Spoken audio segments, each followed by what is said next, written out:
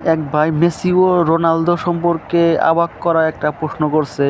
সেই অবাক করা প্রশ্নের উত্তর দিলেন শায়েখ আহমদুল্লাহ হুজুর। আপনারা সবাই এই প্রশ্নের উত্তরগুলো শুনে যাবেন মনোযোগ সহকারে। আপনার কাছে একটা প্রশ্ন ছিল রোনালদো এবং মেসিকে নিয়ে।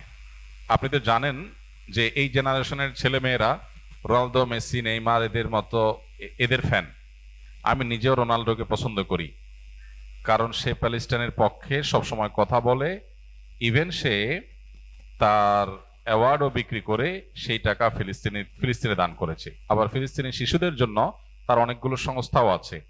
সে মাঝে মাঝেই সালাম দেয়, আবার মাঠে সেজদাও দেয়, মদিনাতেও গিয়েছে। কিন্তু মেসি তো ইসরায়েলের প্রধানমন্ত্রীর সাথে তাদের ধর্মীয় রীতি মানিয়েছে। কিন্তু আমার কিন্তু আর যাই হোক, তারা দুজনে খ্রিস্টান। এখন আপনার কাছে শুনতে চাই যে তাদের সাপোর্ট করা কি ঠিক?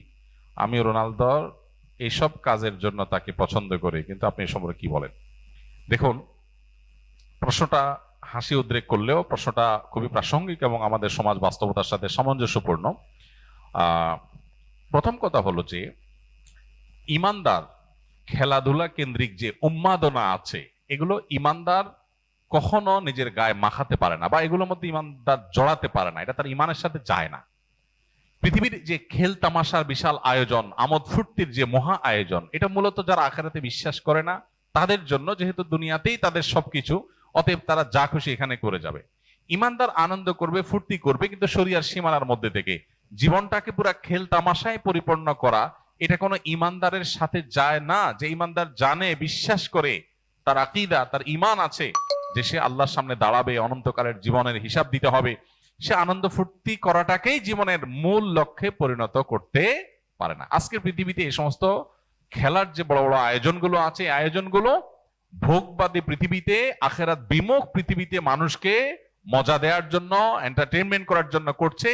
এর পেছনে মানুষকে ইমান থেকে বিচ্যুত করা, দিন বিমুখ করা, এই লক্ষ্য উদ্দেশ্য যেমন আছে, আবার এর পেছনে রয়েছে, আমাদের সবার জানা আছে যে এর পিছনে বিলিয়ন বিলিয়ন ডলারের বিজনেসের স্বার্থ জড়িয়ে আছে। যেটাকে আমরা খেলা মনে করছি, এটা আসলে খেলা না, এটা আসল খেলা।